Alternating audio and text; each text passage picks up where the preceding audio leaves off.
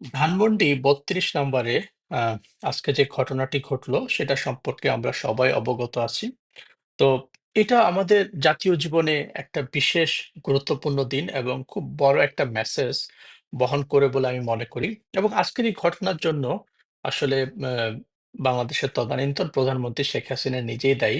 কারণ professor doctor Yunus sir তাকে অত্যন্ত ভদ্রভাবে বলেছিলেন, যেহেতু তিনি একটি অনেকগুলো মামলার আসামি এবং তিনি কোনো স্বাভাবিক অবস্থার প্রেক্ষিতে ভারতে পালিয়ে যাননি বা সেখানে আশ্রয় নেননি, সেহেতু তার উচিত সেখানে বসে থেকে বিভিন্ন সময় বিভিন্ন রকম বাক্য বা ভিডিও বা ভয়েস বা কল রেকর্ড এগুলো না ছাড়া। তিনি খুব ভালোভাবে বলেছেন যে শেখ হাসিনা যদি নিজে চুপ থাকেন, তাহলে মানুষ এই ব্যাপারগুলো সহজে ভুলে যাবে এবং they will get used to with this। কিন্তু তিনি এটা মান্য না করে বারবার সেখানে বসে বিভিন্ন উস্কানি দিচ্ছেন, একে দেখে নিবেন, একে মেরে ফেলবেন, এগুলা বলতেছেন। তো এই জিনিসগুলোর কারণেই আসলে এই ঘটনার সূত্রপাত। এক্ষেত্রে উনি নিজেই দায়ী।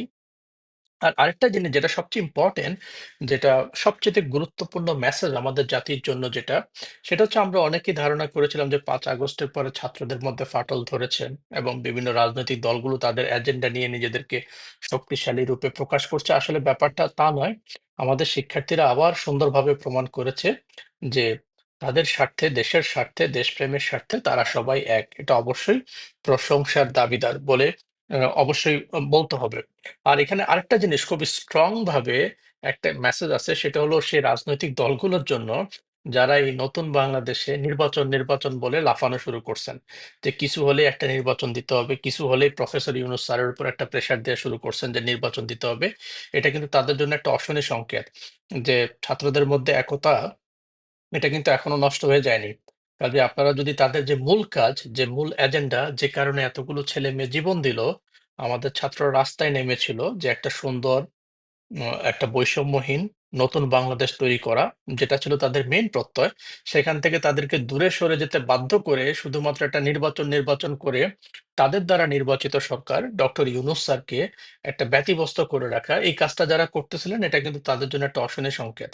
যারা এত ক্ষমতাধর একটা স্বৈরাচারকে সরাইতে পারছে তাদের জন্য আপনারা কিন্তু কিছুই না। সুতরাং নির্বাচন করে লাফাবেন না। প্রফেসর ইউনূস স্যার যথেষ্ট জ্ঞানী মানুষ। উনি জানেন কখন কি করতে হবে।